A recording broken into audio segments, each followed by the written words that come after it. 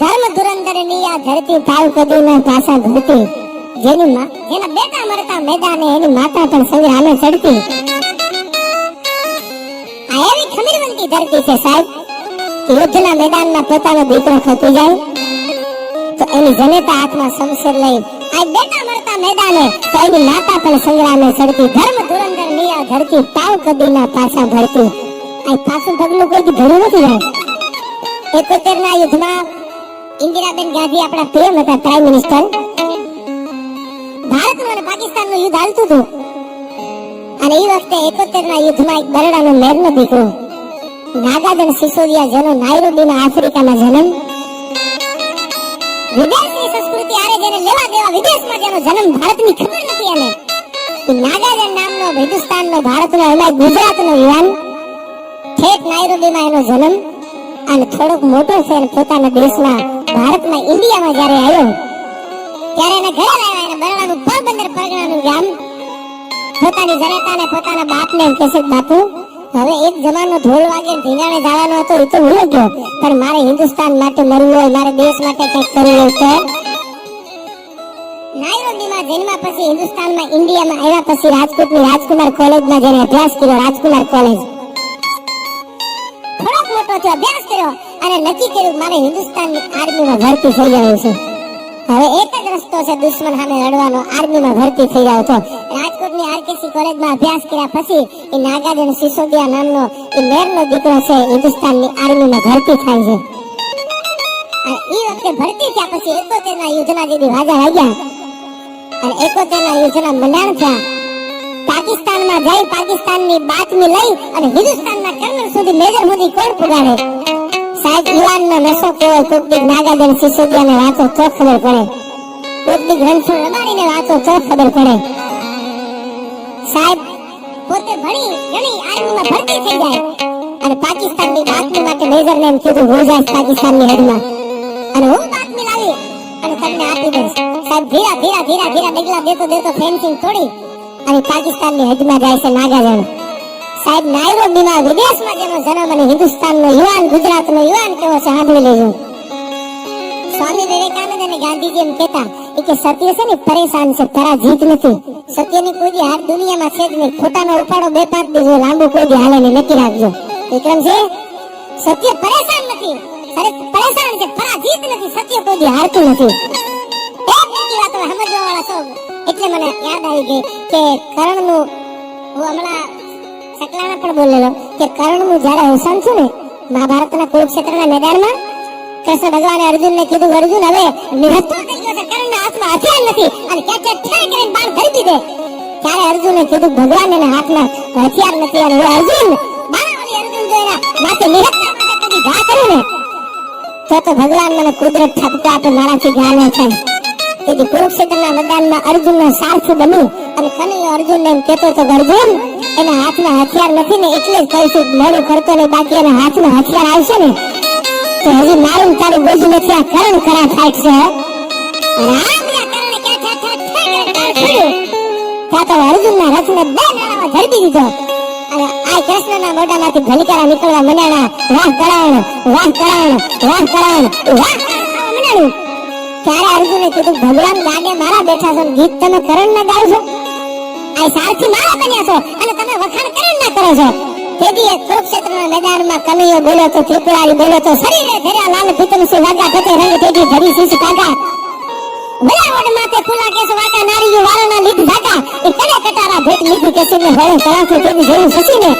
આવો કનૈયો તેજી એટલું બોલ્યો તો કુરુક્ષેત્રના મેદાનમાં અર્જુન ભલકારા એટલા માટે દઉં છું, કાળા રથમાં 14 બ્રહ્માંડનું સંચાલન કરવા વાળો કનૈયો સારથી બનીને બેઠો છે અને આમ માથે નજર કરતા રથની માથે તો હનુમાન બેઠો છે.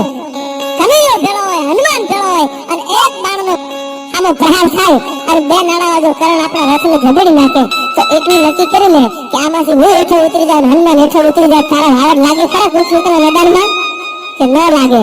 તો હવે મોડું ન કર, બાણ ધરી દીધે અને કબાડમાંથી તીર ચડાવી અને કુરુક્ષેત્રના મેદાનમાં ગુરુદેવ દ્રોણ ઉભા છે, શલ્ય રાજા ઉભા છે, મહાભારતના એક યોદ્ધાઓ ડાબે ભીષ્મ ઉભા છે અને ત્યાં કરીને બાણ કરણને મારવા માટે છોડ્યું. કરણને બાણ લાગ્યું, કરણ પડ્યું આ બાજુ ભગવાન સાધુનો વેશ લઈ બ્રાહ્મણ બની અને કરણની આગળ જાય છે. કરણને એટલું કીધું, કરણ ભિક્ષામ દે કરી ઉભેરું ભાઈ.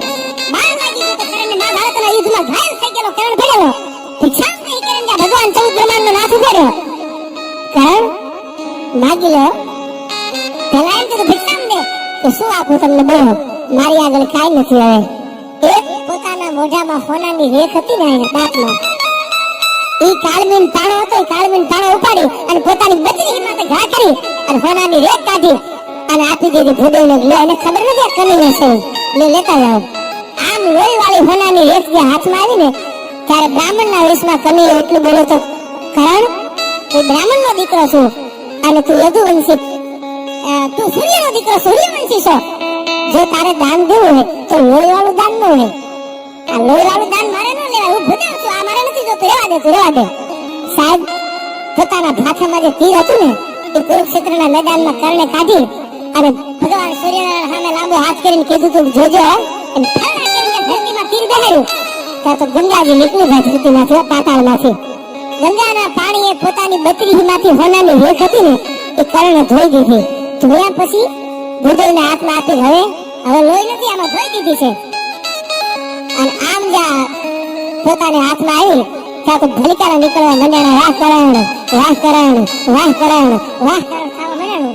અને ભગવાન પોતાના રૂપમાં આવીને એટલું કીધું, કરણ મને મોજના થોડા છૂટે છે, કનૈયો બોલું છું, માગી લે.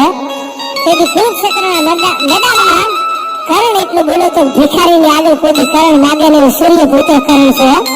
કનૈયા હું સૂર્યવંશી છું, મારો બાપ સૂર્ય છે. કુંતાની વાત કરું, કરણનું અવસાન થાય અને કુંતાને ખબર પડી ભાઈ. કરણનું માથું પોતાના ખોળામાં મૂકી અને રહ આવડે કુંતા રહે છે. એ ટાણે અર્જુન અને ભીમ રાજા યુધિષ્ઠિર આવીને ઉભા રહ્યા અને રહ આવડે કુંતાને રોતા જોઈને ત્યારે હવે સાંભળજો. અર્જુન કુંતાને કહે છે, માં તું દુનિયાની કેવી માં છો કે મારા દુશ્મનને મેં ધરતી દીધો છે, કરણને મારી નાખ્યો છે અને કરણ સામે મરી ગયેલો પડ્યો છે. કરણનું અવસાન કુંતાનું માથું ખોળામાં મૂકી અને તું રુદન કરવા બેઠી છે, તને શરમ નથી આવતી? તેથી કુંતા રોતા રોતા એટલું બોલે છે કે અર્જુન, કરણ દાસી પુત્ર નતો, કરણ તો મારો દીકરો હતો, કરણ તો સૂર્ય પુત્ર હતો, તને ખબર નથી બાપ? અને કરણ મારો દીકરો હતો ખબર ક્યાં પડી? ત્યાં તો અર્જુનના હાથમાંથી તીર છૂટી ગયું. ના તે મને વાત ન કરી, કરણ મારો ભાઈ હતો એમ? જો મારો ભાઈ છે ખબર હોત તો કુરુક્ષેત્રના રણ મેદાનમાં એના સામે કોઈ હથિયાર ન ઉતાર્યો. અને આ વાત જ્યારે કરણની અને કુંતાની થાતી ને એ ધર્મવીર રાજા યુધિષ્ઠિર સાંભળતા અને એને કુંતાને એટલું કીધું કે ના એક આવડી વાત જો મારા પેટમાં રાખી દીધી કે કુંતાનો દીકરો કરણ છે એટલું જો અમને કહી દીધું તો મહાભારતના પાયા ન નખાત. દાસી પુત્ર કરણ છે એવું કીધું હતું. આવડી મોટી વાત, દીકરો આપણો ભાઈ મારો છે, કુંતાનો જાયો કરણ છે, બીજો કહી દીધું હોત તો મહાભારત ન થાય. સત્યવીર ધર્મવીર રાજા યુધિષ્ઠિર એટલું કીધું હતું, આજ પછી કુંતા ભલે તું મારી માં છો પણ હું તને ખરાબ આપું છું. મિથ્યા જગતની કોઈ સ્ત્રીના પેટમાં કોઈ વાત નહીં આવે. ધર્મવીર રાજા યુધિષ્ઠિર બોલે છે, હું ખરાબ આપું છું તને. એક દુનિયાની કોઈ પણ સ્ત્રી હોય અને ગમે એ વાત એના પેટમાં મૂકી દો એ કોઈ વાત નહીં રહે. આ ધર્મવીર યુધિષ્ઠિરને ખરાબ છે. અને આ તમારે નક્કી કરવું સવારમાં તો તમારે ઘરે કરી લેજો, બીજો દી સાહેબ બોલવાનું બંધ કરી દો હોય. આ તમે કોઈ ન કહેતા એમ કરી ગમે એવી ખાનગી વાત કરો તો રામના નામ લેવાનું નીકળે. આમાં ખરાબ ભેળો પડ્યો છે ભાઈ. અને કરણનું અવસાન થયું. કરણને છેલ્લી વેળાએ ભગવાન એટલું કહે છે, કરણ છેલ્લી ઈચ્છા કરી કે ભગવાન મારું મોત તો બધાય માથે હોય પણ જે ધરતી ઉપર, જે ધરતી કુંવારી હોય, જ્યાં કોઈ અન્યાય ન બન્યો હોય, પાપ ન થયું હોય એવી ધરતી ઉપર મને અગ્નિ સંસ્કાર આપજો. આ તો સામો 14 બ્રહ્માંડનો નાશ હતો કનૈયો. આમ ત્રીજી તાવડીએ જીભને ચડાવી ભાઈ. આજની સુરત શહેર, તાપી નદી અને તાપીના કિનારામાં એક માણસ ઉભો રહે ને એટલી જગ્યા કુંવારી હતી જેના ઉપર કોઈ જાતની બીજા ન બની હોય, કોઈ ઘટના ન બની હોય, પાપ ન હોય. પાપ વગરની ધરતી એક જ હતી, તાપી નદી, સુરત શહેર. અને એ હાથની હથેળીમાં કરણને અગ્નિ સંસ્કાર કરી આપે છે 14 બ્રહ્માંડનો નાથ કે જે ધરતી ઉપર પાપ ન થયું હોય, જે ધરતી પર અન્યાય ન થયો હોય એ કુંવારી ધરતીમાં મને અગ્નિ સંસ્કાર આપે, બીજું મારે કાંઈ નથી જોતું. આજ પણ હજી સવાર પડે, દીવ ઉગે ને, સૂર્ય ઉદય થાય ને ઈ પેલાનો જે અંજવાળું છે ને એને આપણે હવા પર કરણની વેલા બોલીશું. શું કામ? કરણ દાનવીર હતો, સૂર્યનો જાયો, સૂર્યવંશી કરણ હતો. અને પાલુ ભગત તો એમ કહેતા કે આખા કુરુક્ષેત્રના મેદાનમાં ગુરુવર દ્રોણ હતા, ભીષ્મ પિતા હતા, પણ જે એ કરણ કરા ફાટ હે આખા યુદ્ધના મેદાનમાં કનૈયા કીધું તું ભીષ્મ પિતાને જીતવા ને એમાંય નવાઈ નથી, દ્રોણને જીતવા એમાંય નવાઈ નથી, પણ કરણ કરા ફાટ છે, કરણ સામે કોઈનાથી નહીં હલાય.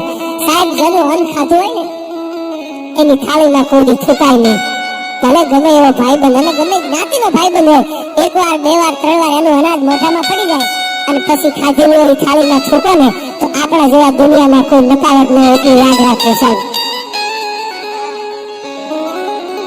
મારા મિત્ર છે હરપાલભાઈ સરવૈયા,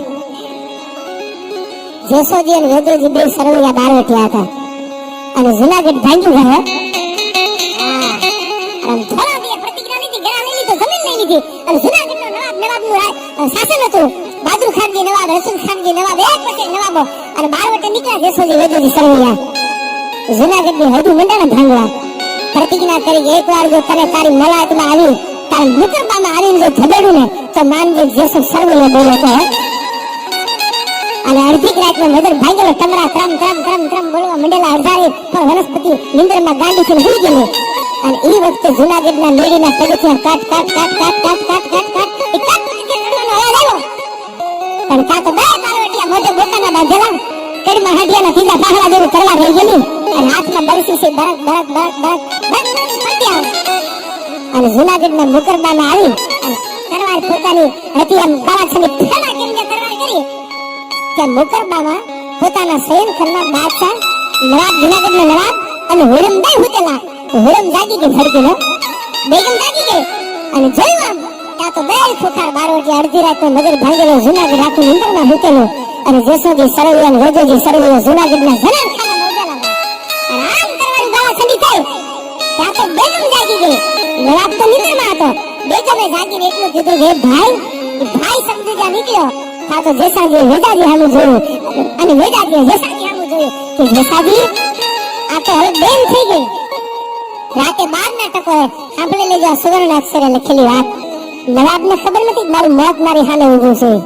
બેગમ જાગી ગયો, મુસલમાનની દીકરી ભાઈ બોલી ગઈ અને આને કીધું બેન થઈ ગઈ, બેન માગી લે. આને થોડા પાથરીને જુનાગઢના જનાન ખાનામાં એટલું કીધું હતું જો તમે રાજપૂતના દીકરા હો અને બોલ્યા પછી જો બીજું બોલો ને મને બેન કીધું હોય તો મારે તમારી આગળ બીજું કાંઈ નથી માંગવું. મારો ખાલું જે હુંકે છે ને તમે તમારા તરવાર જે ગાળા ઠંડી થઈ ગઈ છે ને મારવા માટે એ તરવારને જ્ઞાન કરી લો અને મારા ખાલુંને મને આપી દો. બસ એનું જીવતરની ભીખ માંગુ છું, થોડો પાથરીને બીજું કાંઈ નથી માંગતી.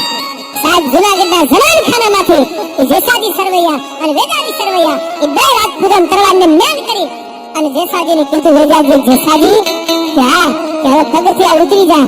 બેન કીધા પછી જો મારી ને તો બેનને કાપડું બુદ્ધિ ન કહેવાય, કાપડું બુદ્ધિ કહેવાય. હવે મારાથી બીજું બોલાય ને અને કાટ કાટ કાટ કાટ કાટ કાટ કાટ પગથિયા ઉતરી ગયા હતા. જુનાગઢના નવાબને બેગમ જગાડે છે. નવાબની આંખો ઉઘડી ભાઈ, નવાબ ગાંડા થઈ ગયા હો, તમારું મોત તમારા સામે દરવાજો ખખડાવતું હતું. એ તો મેં ભાઈ કીધો ને એટલે તમને ખોળો પાથરીને ભીખ માંગી એટલે કીધું બેન કાપડામાં આપી દઈશું, બાકી તલવારને ઉઠાવું. તલવારું જ્ઞાન કરી અને બે બારવટિયા હજી અધઘડી આ પગથિયા ઉતરી નીકળ્યા છે. કે સવારમાં ઉઘડતી કચેરી એટલું કીધું તું હવે જેસાજી વેદાજી જે દુશ્મન નહીં હોય બોલાવીને બારવટો હાનાની નીચે પાડી દો. તેથી જેસાજી સરવૈયા વેદાજી સરવૈયા કીધું હતું કે બારવટું તાર તો જેથી માનવ મેદાને આવે ને તેથી ફળે બાકી આ સરવૈયાની બારવટું એમ તાર ન કરે ભાઈ. આ તાસીર છે આની એક નહીં 1000 વાતો છે ઇતિહાસમાં. સાહેબ જેને કંઈક કર્યું છે અને એક વાત ઈ પણ યાદ રાખજો, ટૂંકમાં કહી દઉં, વાત નાગાદન ની કરતો આપને પણ મને યાદ આવી ગયો અને મારા પરમશ્રી મિત્ર છે રણજીતસિંહ જેમ છે એમ કે સાહેબ જેનું અનાજ દાઢમાં હોય ને કાદુ મકરાણી મુસલમાન હતો. એ કાદર બક્ષ હતો. તમે સોમનાથ જાવ ને સોમનાથ મંદિર ભોળાનાથનું ત્યાંથી 5-7 કિલોમીટર ઇણાજ નામનું ગામ છે. કાદુ મકરાણીની જન્મભૂમિ એનું ગામ એ મકરાણમાંથી આવેલા ઇણાજમાં રહેલા જુનાગઢ નવાબ સાહેબને જે તે સમય લાવેલા અને ઇણાજ નામનું સોમનાથથી આગળ 5-7 કિલોમીટર ગામ અને એમાં કાદુ મકરાણી નામ એનું હતું કાદર બક્ષ પણ નામ થોડું કાદુ મકરાણી. અને જુનાગઢ નવાબ સાહેબે કીધું હથિયાર હેઠા મૂકી દો. જુનાગઢ નવાબનું ફરમાન છે. તેથી કીધું તું હથિયાર છે એ અમારી જિંદગી છે. એ કાદુ મકરાણી આજે નહીં મૂકે અને કાલે નહીં મૂકે. અને જુનાગઢમાંથી બહાદુર ખાનનો કાગળ આવ્યો કે તો ઇણાજની માથે ટેકો મૂકી દો અને ઇણાજ ગામને શમશાન બનાવી દો. આ જુનાગઢ નવાબનું ફરમાન છે. અને આ બાજુ તેની મોઢાને દાઢીના કાતરામાં હાથ ફેરી અને કાદર બક્ષ નામનું કાદુ મકરાણી હેરચંદ મેઘાણી સરસી બારોટિયાના ત્રીજા ભાગમાં લખે કે નીકળ્યો બારોટિયો ભાઈ કે જૂનાગઢની એક હત્યા તો થમરાયો તો નામદેવ મકરાણીને કાદુ મકરાણી બોલ્યો હતો અને મીડિયો થમરાયો ભાઈ. હવે એમાં વાત તો કાદુ મકરાણીની મોટી છે પણ એની ઈમાનદારીની મારે વાત કરવી છે તમને. કાદુ મકરાણી આજનો કોઈ વોન્ટેડ માણસ કોઈને આશરો લે ને એમ બારોટિયાને એક જમાનામાં માણસો આશરો આપતા રોટલા આપે કારણ કે સરકાર વાય છે આખી ફોજ વાય ફરતી આશરો તો લેવો ને. જૂનાગઢની બાજુમાં માંડલપર ગામ અને અહીંયા એક મકરાણી મુસલમાનનું ખોરડું અને કાદુ મકરાણીને આશરો આપે. એક દી બીજો દી ત્રીજો દી 6 મહિના 12 મહિના કાદુ મકરાણી રોકાય.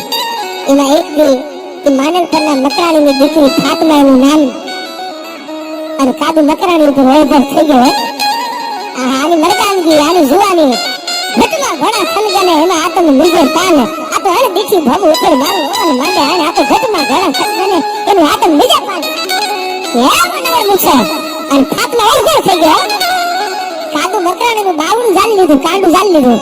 કાદુ મકરાણી તારી મરદાનગી ઉપર ઓળખો થઈ ગઈ છે જો તું આ પાડ ને તો તારી યાર નિકા પડી લેવા છે.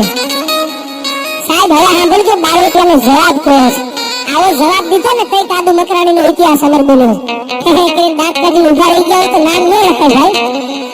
હા અને કાદુ મકરાણીએ જવાબ આપ્યો ભાઈ. શું જવાબ આપ્યો ખબર છે? એ કે ફાતમા તને શરમ નથી આવતી? તારા બાપનું અનાજ મારી દાઢમાં ગયું છે. આજ હું જૂનાગઢની સામે બારવટે છું. મારા બાલ બચ્ચા હજી મકરાણમાં છે અને મારા બાલ બચ્ચાને મકરાણમાં મૂકી